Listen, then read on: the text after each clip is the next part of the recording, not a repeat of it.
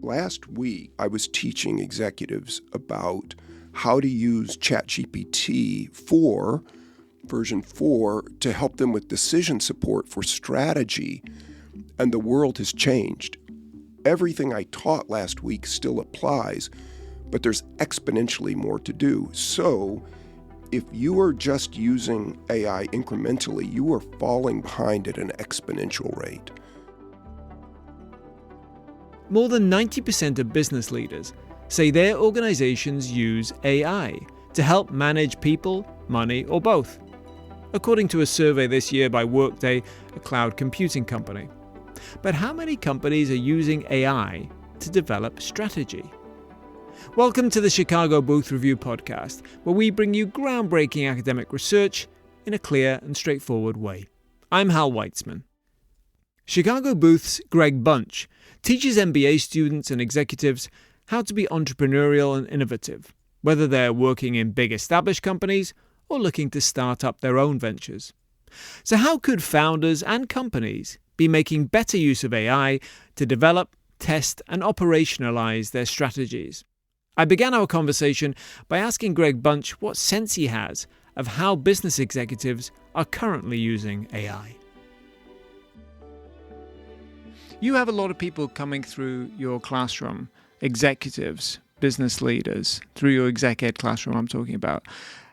You told me that in your experience, hardly any of them are using ChatGPT, for example, beyond the very basic kind of version of Google that it could be. So tell me more about that. What's been your experience with them? What do they tell you about what they're doing? That's right, Hal. Last week, I was working with a group of executives, very bright. They had chosen to come to the University of Chicago for executive education, and about 5% of them were actively using one of the large language models, ChatGPT, Bing AI. I don't think any had used Claude version 2 or Bard. And so I looked at that and I think about it, first of all, in terms of the diffusion of innovation. And we've known for a long time that follows a normal distribution, a Gaussian distribution. And we're still very much early adopter stage there. The problem is that AI is developing in a power law distribution. It's L-shaped and exponential. So last week, I was teaching executives about how to use ChatGPT 4, version 4, to help them with decision support for strategy.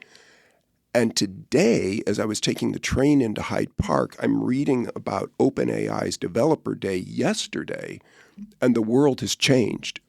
Everything I taught last week still applies, but there's exponentially more to do. So if you are just using AI incrementally, you are falling behind at an exponential rate. And so why do you think people aren't using it? Is it just because the way you describe it there, it's overwhelming? Is it just because there's too much to do, so people are sort of frozen? So it is overwhelming. I love the next new thing. It's my career. I cultivate it. I am exhausted trying to keep up just with this one narrow field. I was texting all the way here on the train with friends in Berlin, New York, Seattle, and we were all just rocked by this. And yet we were also aware, very few people on the planet were aware of what had happened because they've got lives. So just explain what had happened. OpenAI launched its new agent, which they call GPTs. It's sort of like an app store, and you can basically, almost anything you can imagine, it will do it for you now. You can create your own apps. It will write code for you. It will build websites for you. It'll analyze your calendar for you. It will write your lesson plans for you. Almost anything a knowledge worker will do, it does right now really tidily. It's been doing it for a few months now, but it was very kludgy to use. You really had to work with it. There were a lot of pieces you had to connect, and now you just use the GPT builder, and it builds an app for you. And so why do you think that they're not using it? For the exact reason I haven't been able to use it myself yet. I discovered it this morning. I'm in a podcast right now with you, and in 2 hours, I'm going to be teaching my students. They just haven't got any time. They don't have time. And so they've heard about it, but they don't know how it helps them. Now, in my case, I know how it helps me. For instance, I want to write current cases business cases. It takes a lot of time to write a current business case. Last term, I was going to have a friend of mine who was, until recently, the chief data analytics strategist at Google speak in class. He's a former student at Booth. And I simply asked the AI, create a 2-page case study in the Harvard business style on a strategic issue that this person might be facing at Google. It cranked it out in about 15 seconds. I emailed it to him. He went, oh my God, that's exactly what we're dealing with. It's the deprecation of cookies. So it's an open information kind of challenge that Google's facing. He changed one sentence in it. I put it inside a Booth letterhead, and I had a current case. I walked into class that afternoon with him and taught it.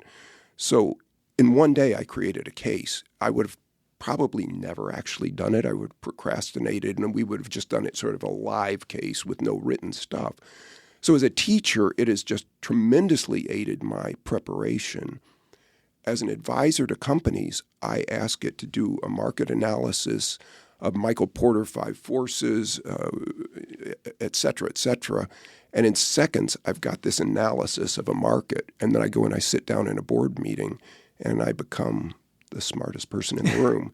And I give credit to the AI. I say, by the way, my question came from. And do you find when you do that, and if you're on a board of a company and you say, by the way, I just gave this challenge to ChatGPT, this is what I got, people are impressed?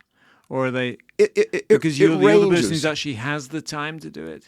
It ranges. I'm trying to show them. Yesterday, I was on a Zoom call with somebody, and they asked me a question.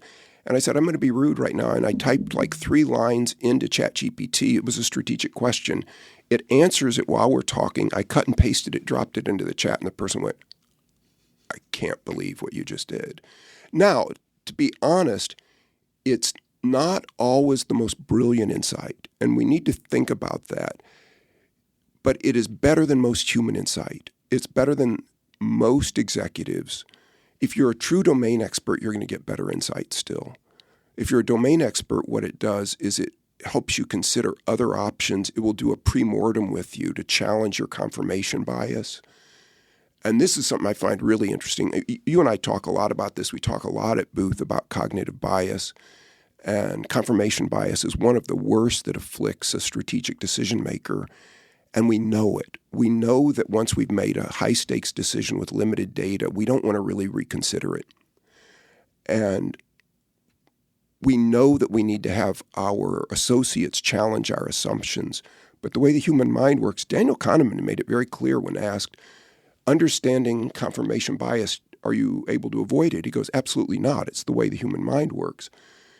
And as you know, with confirmation bias, once I've made the decision, I ignore all disconfirming evidence. It's the Semmelweis effect. And I also dislike the person who brings me disconfirming evidence. And we catch on to that quickly. So when our boss makes a decision, we don't want to bring them disconfirming evidence. We bring them evidence that supports their decision. They like us. They remember it. They quote that.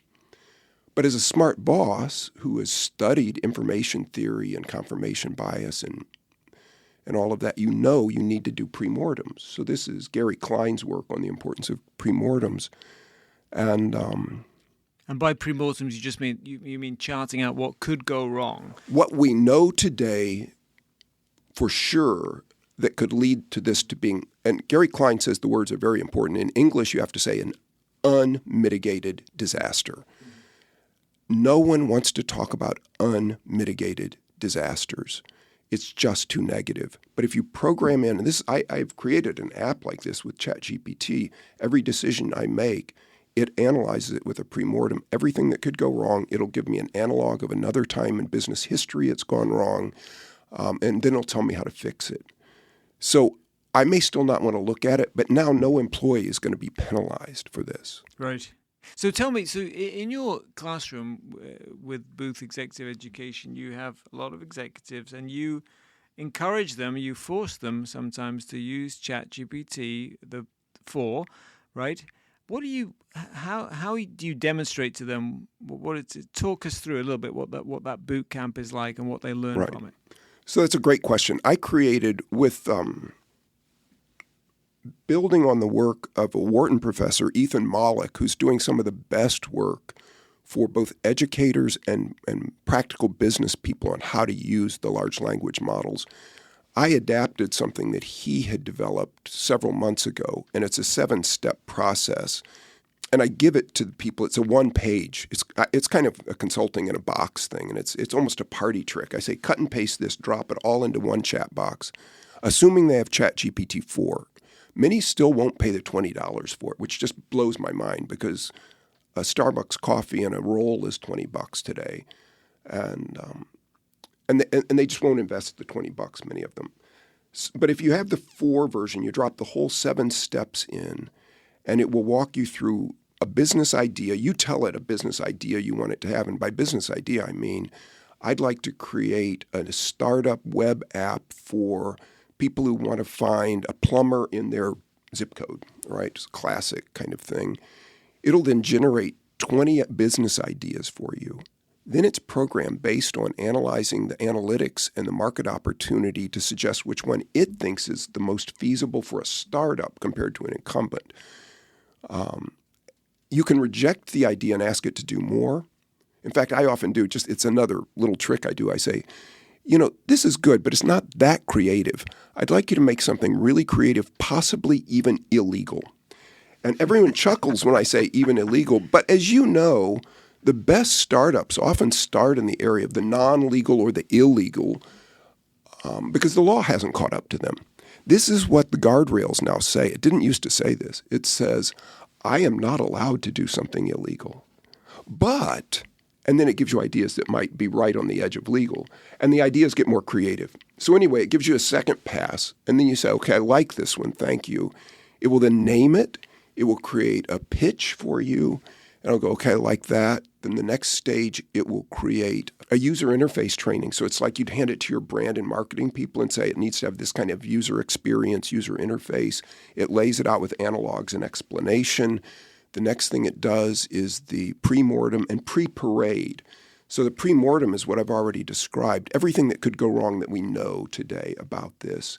The pre-parade is how could this be exponentially successful? So it thinks about all the upside possibility. As you know, Hal, that's really important. We're often kind of negative about the failure rates of startup, and we don't underwrite the asymmetrical upside. So what we need to think about is how big could this be if it works? So it helps us think really big about how big it could be. And then the next thing and the last thing it does is it will create a landing page for you, our website. And it'll first pause and say, what programming language do you want it to use? And I program in Ruby and I use the framework Ruby on Rails. So I'll say that. ChatGPT usually defaults to Python, which is fine. But then it will start laying out the code, and it'll build a website for you. And I just take these people through it. As you know, we're such a global university. In any class I teach are people from around the world. And what I'll often do is say, could you do this in Indonesian? Could you do this in Arabic? Could you do this? And all of a sudden, people from around the world, first the person, when that's their language, they go, oh, I didn't know it could do that. But then for the person who doesn't speak the language, they go, that would be so helpful, like for writing a policy manual for our global company. And doing this exercise, these executives often first realize it can make them much more efficient before it helps them see how it could be more strategic. As executives, we're actually trained to optimize. So I think they value the efficiency piece, how it can save them time, before they can see how it could actually help them grow their revenue. But as you say, it's you. I mean, you're a professor of strategy. You're teaching them strategy using this tool. Right. So it's not just it's sort of the first level is kind of saving money, right, whatever, saving time. The second level is actually making money. Well, absolutely. So that's what I like to do. I like to help people grow their top line and their bottom line because my appointments in entrepreneurship, that usually either means start a company or a new product or be thinking like a corporate entrepreneur. Sometimes the word is intrapreneur. I've always thought that wasn't a very lovely word, so I like corporate entrepreneurship. And now you've got your co-founder with you. I have, my father's an engineer and chemical engineer, but he was always writing code at some level. And so I can write Hello World in probably 15 languages, but I'm not fluent at programming. A few years ago, I was concerned that my students a very small number of them were fluent in code. So I made them learn Ruby or Python or something, Clojure, which is a Lisp language. And I would learn it with them to show them that even at my age I could do it, and they surely could do it. I'm not sure how important that is. I think computer science is still important. But what I just say to the AI now is build me a website. And it begins to lay the code out. Right now, the problem is you still have to know how to use a development environment, an IDE, and you have to know how to use your terminal. I kind of think that the thing that happened yesterday with OpenAI, it will connect it right to your terminal. So if you don't know how to actually talk to your terminal and drop the code into a like VS Code or one of the others, IntelliJ or something, Emacs even, you're just stuck there. And that's where I've seen a lot. Most of our executives don't know how to write any code, so they don't know what to do with it. A few weeks ago, it changed so that you don't have to even do that. It will do it in your browser. And so you can see a mocked-up website in your browser now. Mm-hmm. And you don't have to know anything at all. Greg, if somebody is overwhelmed and looking to get started, the first thing you told them to do is to sign up for the $20 a month, the proper subscription to ChatGPT. What else do you think? What are the other 3 basic things that someone should do to start understanding how they could save time, money, and make money using AI? Yeah, so as much as we have great ideas at University of Chicago, I really think you need to subscribe to Ethan Mollick's Substack. He's a Wharton professor. His Substack is free. I pay him for it, but you can get it for free. He's also on X. Now, I dropped out of X a few months ago because it was so toxic, but he every day puts some really good stuff into X. So you really need to follow Ethan Mollick. I think he's one of the most sane, practical, helpful people. Go back to January and read his posts. It's the fastest way to get up to date on that. And then the third thing I would say is use it. We know that it takes 50 instructional hours to gain basic competence at anything. If you don't want to embarrass yourself on a golf course, you need 50 instructional hours of golf, 50 instructional hours of snowboarding. You won't embarrass yourself on the slope. You need 50 instructional hours with one of the large language models. And by that, you probably need somebody who is just a little ahead of you. You don't need somebody who's a machine learning expert, an AI expert. You need somebody who's playing with it in your space and begin to just put your fingers on the keyboard. And now you can talk to it. You don't even have to type. And begin to pose it problems and see what it does. So if you will do it for 2 or 3 hours a week over the next 20 to 30, whatever that is, I think you should do more than that. I think you should do 10 hours a week. So in 5 weeks, you'll be far ahead of everyone else in your company, unless your company is really into AI. You should also be encouraged that as a domain expert, you will have an advantage over an AI specialist because what they know is AI. You know your industry. You know your function. If you work with the AI, you can give it information and prompts no one else will have. There was a lot of BS over the last few months about the golden prompt, and it just turns out to be false. There is no golden prompt. There's the prompts you can give it as you work with it. If you imagine that the AI is a really smart intern on her first day on the job or a really great employee on his first day on the job, and you know the business well, but they bring all this young intellectual horsepower to it, the collaboration between the two of you will accelerate your ability to do things with it. So be encouraged.